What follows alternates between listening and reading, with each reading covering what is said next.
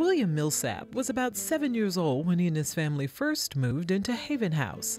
Their time there was short, but memorable. I remember it being like the people, like the workers and stuff, being very friendly at first. I remember like everyone like being able to relate to each other, like the mothers being able to talk about certain stuff, the children being able to play together. I remember it just being very positive, even though like you're homeless, it didn't feel negative. It felt very like positive, like you were okay. But the search for a stable home wasn't all William was dealing with. Like many homeless children, William had missed a lot of days of school growing up and subsequently had fallen behind his classmates.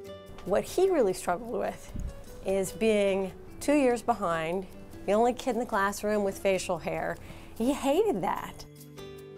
After his family stabilized in housing, William was one of the children selected to participate in a new after-school program created by ForKids in 2003 called Hot Meals and Homework. With regular tutoring and support, William thrived.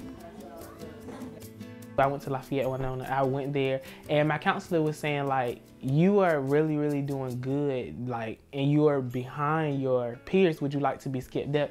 So this was in 7th grade, and I was like, yeah, and I was scared at first, but told him I would like to be skipped up. He skipped me up to the 8th grade. He was so proud because he was going to get moved up one more level closer to kids his age, and it was just such a moment for him, and it was such a moment for all of us, such a celebration.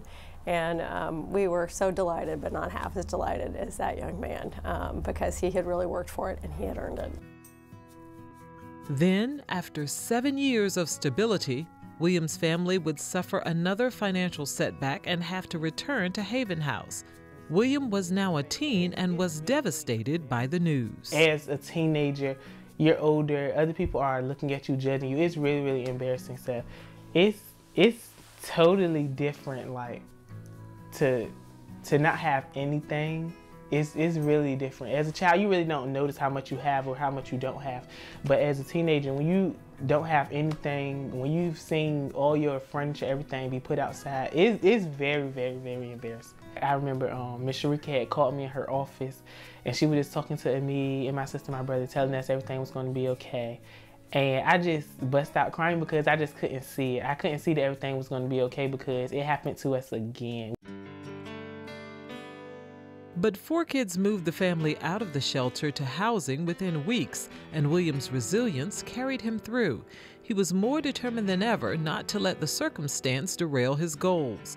ForKids Senior Manager of Children's Services, Stacy Gardner, uses words like dedicated, hardworking, and committed to describe William. William is a very spunky, fun, loving, older brother who has taken on the role of head of household in his family. He has been dedicated to really changing their future, not just his future, but his entire family. His best friend, Alyssa, describes William as smart and outgoing, someone whose character speaks for itself. I knew Will since I was in the 10th grade. Me and him, I just locked to him as soon as I met him. It's just like outgoing, talks a lot. It's like, wow. Like when I saw him, it was like I had to be his friend because there's nobody like him. William recently graduated from Maury High School and is now a freshman majoring in English at Norfolk State University. I plan on being a teacher. Okay, I mean, I want to be a teacher, but I just feel like anything else that comes out of it, like news broadcaster, anything else like that I can excel from this is good too. But I really do want to be a teacher. I can see myself like leading a group of people. I mean, despite all the odds that were against him, he triumphed, and he is why we do what we do. That's when I think of William, I know that we are making a difference. And just look at it like nothing bad is going to last forever. Something good is going to have to come out of it.